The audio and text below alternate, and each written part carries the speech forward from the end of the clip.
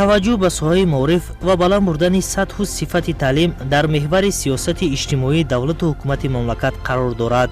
ин аст ки сол аз сол мушкилиҳои соҳа дар шаҳру навоҳии кишвар ҳаллу фасл гардида, сифати таълиму тарбия тадриҷан боло бардошта мешавад.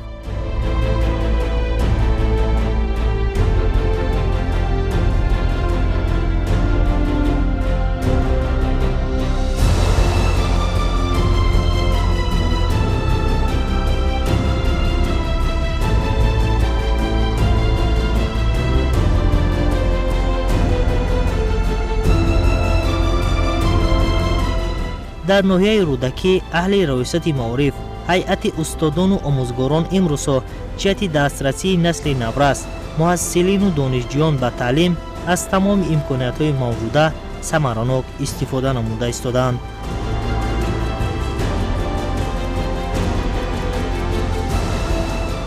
айни замон дар ноҳия 135 масоили таҳсилоти умумӣ фаъолият карда истоданд ки ба онҳо зиёда аз 102577 нафар хонандагон ба таълиму тарбия фаро гирифта шуданд. ба ин қадар миқдор хонандагон 4330 нафар омӯзгорон ба таълиму тарбия машғул ҳастанд. бояд гуфт ки ҳамасола шумораи хонандагони ноҳия сол ба сол афзуда истодааст.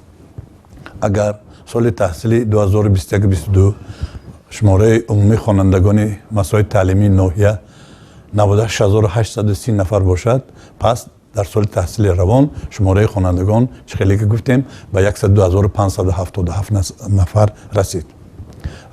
раёсати маорифи ноҳия бо дастгирии мақомоти иҷроии ҳокимияти давлати ноҳия, вазорати маориф ва илми ҷумҳурии Тоҷикистон барои ба ҷои нишаст таъмин кардани хонандагон тадбирҳо андошта истодааст. чунончи дар соли 2022 биноҳои нави масоили таълимӣ рақами 87, 73, рақами 40, рақами 44 сохта ба истифода додашдан.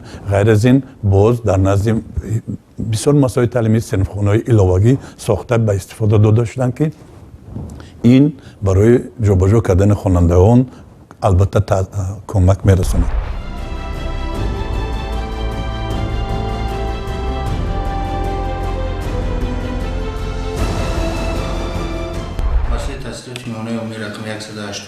дар соли равон хотиррасон кунем ки яке аз муассисаҳои беҳтарин ба ҳисоб меравад ки дар олимпиадаи ноҳиявӣ ва ноҳияи тоби марказияти ҷумҳурӣ аз хонандаҳои муассиса 5 медал ба даст оварданд ки инҳоро ҳам ки бошад 2 медали тилло, 1 нуқра ва 2 биринҷӣ ва 2 ҷои ифтихорӣ ҳам аз ҳисоби хонандаҳо мо дастрас кардем, медал ба муассиса ворид кардем, ба ноҳия ворид кардем. дар муассиса 1050 хонанда ба таҳсил фаро гирифта шудааст, дар 2 баст таҳсил фаро гирифта шудааст. муассиса яке аз муассисаҳои бигем дар ноҳия ҷавон ба ҳисоб меравад. соли 2019 бо ташрифи ҷаноби олӣ ба истифода дода шудааст. дар муддати 3 сол кӯшишу ғайрату аммо равона танҳо ба раванди таълиму тарбия аст. мо умед дорем ки имсол соли 2022-23 дар ноҳия яке аз муассисаҳои пешсаф дар соҳаи дониши хонандон ва дар олимпиадаи ноҳияи тоби марказ ҷумҳурӣ кӯшиши ғайрати мо бахшида шудааст ки ҷойҳои намоён назаррасро ба даст дорем. дар ноҳия таълиму тарбияи дурусти кӯдакон ҳанӯз аз муассисаҳои томактабӣ оғоз гардида, тадриҷан ба насли наврас омӯзгорону мураббияҳо сабақи илм меомӯзанд.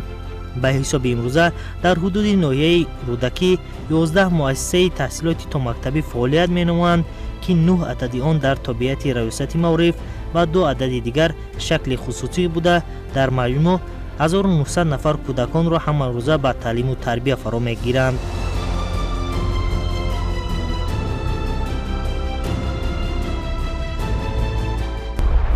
қайд кардан лозим аст ки дар асоси дастури супоришҳои вазорати маориф ва илми ҷумҳурии Тоҷикистон раёсати маориф барои ба кадрҳои омӯзгорӣ таъмин кардани масоили таълимӣ тадбирҳо андешта истоданд. аллакай پس از انجام سال تحصیل گذشته در ناحیه ستاد تشکیل کرده شد و این ستاد همه روزه حسابات مسائل تعلیمی رو میگرفت که مسائل تعلیمی با چقدر آموزگار تامین کرده شدند و البته برای با کار جلب کردن متخصصان جوان که طبق راهخط وزارت معارف و علم جمهوری تاجیکستان با کار میآیند جلب کردن آموزگارانی که فرض کردیم از دیگر جای کوچیده آمدن یا که در خانه می نشستند یا نفقه خورانی که امکانیت کار کردن دارند سفربر شدن مؤسسات تعلیمی راهبرانشان و کوشش کردن که برای تامین کردن آموزگاران مؤسسات تعلیمی با آموزگاران فنی تدبیرها اندیشیدند. در نوحه رودکی 136 عدد مؤسسه‌های تحصیلات عمومی فعالیت دارند و در آن نزدیک به 102600 نفر از جمله 49390 نفر دختران در رویه‌های علم‌های دقیق، تکنولوژی‌های معاصر، آموزش زبان‌های خارجی از جمله روسی و انگلیسی به تعلیم فرا گرفته شدند. جریان درس‌ها، تربیت خوانندگان و سطح و صفت دانش آموزی خوانندگان همه روزه از جانب مسئولین نظاره و بهاگذاری کرده می شوند. در مسائل تحصیلات میانه روی رقم 74 زیاده از 1800 خواننده تحصیل میکنند. خوانندگان بین‌المللی و انتظام نمونه‌های فعالیت خوب دارند و آزمون آموزش اشتراک میکنند. اما دستور سپارش‌های اساسدار سود وحدت ملی را با سرمشق کار خود گرفته برای تمام آزمون المپیادها شغلی خود را تیاری حساب آموزگار مؤسسه و خوانندگان مؤسسه آموزگار مؤسسه سال گذشته سعدیه و سمر در آزمون جمهوری فروغ سوی دنیای کتاب از جای افتخار گرفته خوانندگان تا سطح ناحیه‌های طبی مرکز اشتراک کرده. برای شاگردان و آموزگاران شرایط مساعد مهیا است در کتابخانه مؤسسه کتاب‌های ملی برای کتاب مطالعه می‌کنند و شرایط مهیا کرده شده است. فراهم آوردن شرایط لازمه عیانی و تعلیمی برای هیئت آموزگاران و طالب علمان در سالهای اخیر امکانیت داد که در آموزش علم‌های گوناگون پیشرفت نمایند و در مسابقه‌های سطح داخلی و خارجی شرکت کنند. اشتراکچیان و غالبان آزمون‌های جمهوریوی از قبیل آزمون فروغ صبح دانایی کتاب است، علم فروغ معرفت، تاجیکستان وطن عزیز من، مربی سال تاجیکستان و بهترین خوشنویس را میتوان از میان اهل معارف ناحیه رودکی پیدا ساخت.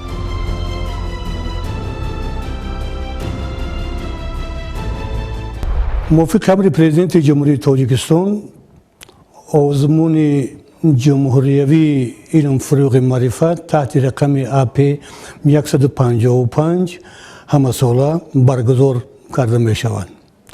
در این آزمون مقصد آموزش 20 ساله رشد علم‌های طبیعت شناسی دقیق و ریاضی به راه مانده شده است.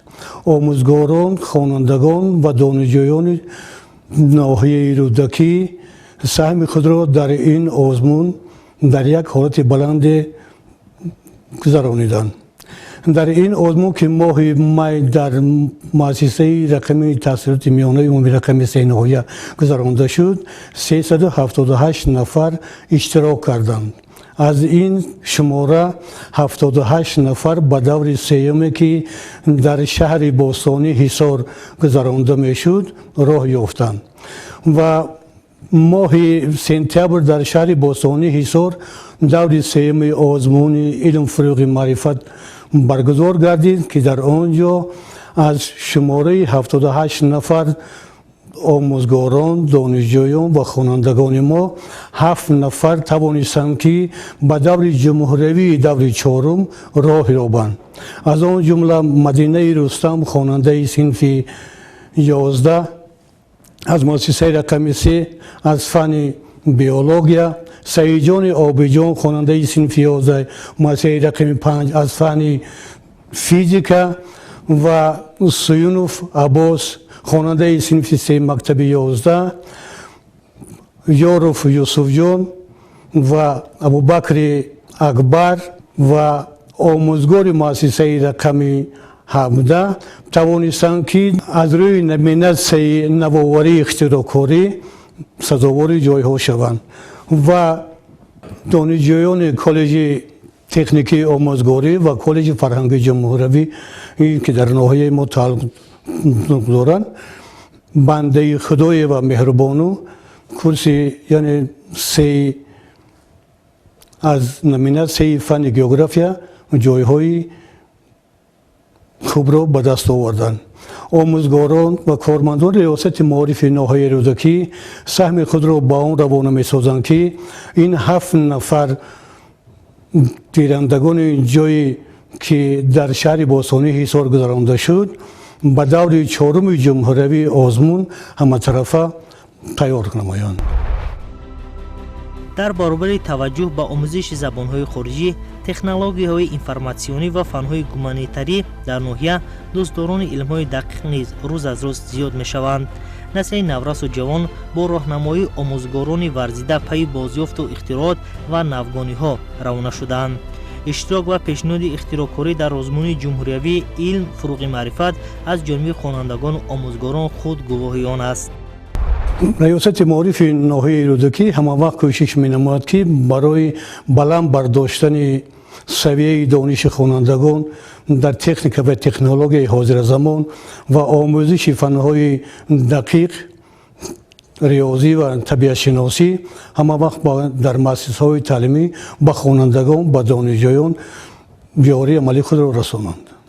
در مؤسسه‌های تعلیمی برای آموزش فن‌های دقیق تکنولوژی نوآوری همه وقت شرایط حاضر بر مؤسسه‌ها مهیا کرده شده است که خوانندگان با یاری آموزگاران از روی تکنیک و تکنولوژی نو دانش خود را صیقل می‌دهند و آموزگاران با آنها همه وقت با مهر و محبت گرم کار و فعالیت می‌کنند.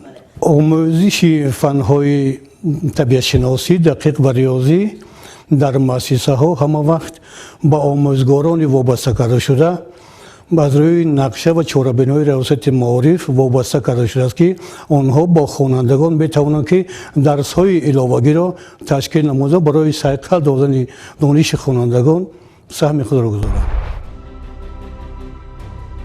با مقصد عملی نمودن قرار حکومت جمهوری تاجیکستان تحت رقم 133 از 31 مارس سال 2022 وزارت معارف و علم جمهوری تاجیکستان و مقامات اجرایی حکومت دولتی ناحیه رودکی درباره سر وقت آماده نمودن ساحه‌های اقتصادیات و اجتماعی جمهوری برای فعالیت منتظم و ثمره بخش در دوره تیرماه زمستان سال 2022-2023 مسئولین سرریاست معارف ناحیه هنوز از آغاز فصل تابستان آمادگی‌ها گرفتند. نقشه تأمینات مؤسسه‌های تعلیمی حدود ناحیه با لوازمات سوخت تا به امروز 96% اجرا شده است و مرحله‌های آخرین کارهای آمادگی برای زمستان گذرانی در مؤسسه‌های تعلیمی ناحیه ادامه دارد.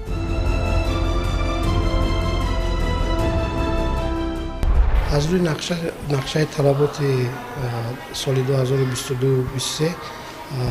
2350 تن انگشت در مؤسسه تحصیلات ناحیه رودکی پیش بینی شده است و 2161 متر مکعب هیزم 8000 لیتر سوزواری مایع پیش بینی شده است. حالا باشد 96% از اینها اجرا کرده شده است، در مؤسسه ذخیره کرده شده است. تمام مؤسسه‌های ناحیه با شرکت جدمیمی ها و فیلم هایی که از انگشت عینی می‌برند از حماقتی و شهرداری ها دارند از طرف همون شرکت ها و مؤسسه دسترس میشه. در مؤسسه سوزواری مایع در مؤسسه ذخیره شده است از روی طلباتی که از یک مؤسسه معیار دارد، معیار طلبات دارد اونقدر ذخیره شده است. بیشتر مؤسسه‌های تعلیمی ناحیه رودکی با پیش‌های علاوه مجهز گردیدند. تجهیزات دیگر تعمیر و چند آنها خریداری شدند که این امکانیت می‌دهد مرحله‌های تعلیم در فصل‌های تیرماه و زمستان به مشکلی پس سر کرده شود. روند زمستان گذرانی سال‌های 2022-2023 در مؤسسه عین حال 28 تن کمر و 12 کوب هیزم و 100 لیتر سوزشواری دیزلی ذخیره کرده شده است. مؤسسه دارای 40 تا آموزگار میباشد. با فراهم آمدن شرایط و بنیاد و به استفاده دادن مؤسسه‌های تحصیلات شکل نو مشکلی تامین گرمی در ناحیه از میان برداشته می شود و زینه به زینه جای پیچ‌های خودساخت گرمی دهنده را سیستم یگانه گرمی دهنده کم خرج و بی‌ضرر می گیرند.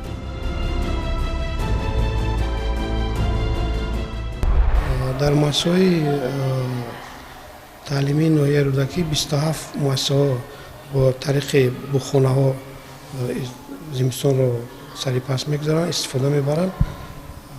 اونها با 28 صنفخانه مؤسسه تعلیمی که با قوه برق زمستان و گرمیدهی رو استفاده میبرن.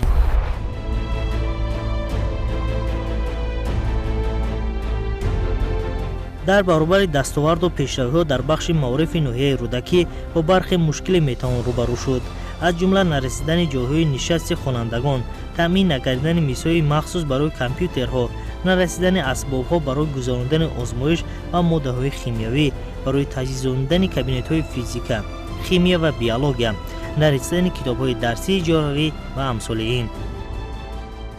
همه مؤسسه‌های تعلیمی ناحیه کوشش کرده استودن که پیش از همه مؤسسه‌های تعلیمی رو با جای نشسته میکنند، با کادر آموزگاری میکنند، اشتراک خوانندگان رو در همه گونه آزمون المپیاد رو تامین کنند. آزمونایی که علم فروغ معرفت، تاجیکستان وطن عزیز من، فروغ حساب دانایی کتاب است. البته خوانندگان ناحیه پارسال هم اشتراک کردن، امسال هم سزاوار جاهای افتخاری گردن، هم در ناحیه تابع مرکز، هم در دور جمهوری. برای فعالانه اشتراک کردنشون ما تدبیرها میندشیم و بهر ساخته به استفاده دادن و تامین کردن خوانندگان با جاهای نشست البته تدبیرها اندیشیده شده است. ما باور داریم که این مشکلات ساحه که در وی جای دارد برطرف کرده می شود. البته نقشه ریاست معارف برای سزاوار استقبال گرفتن 35 سالگی استقلال دولت جمهوری تاجیکستان تهیه کرده شده است و در همین نقشه چهاربینه ساختمان صنفخانه علاوگی، ساختمان بیناهای نوی مؤسسه تعلیمی، ساختمان بیناهای نو در محلهای نو بنیاد به نقشه گرفته است. ما باور داریم که این کار عملی میگردد.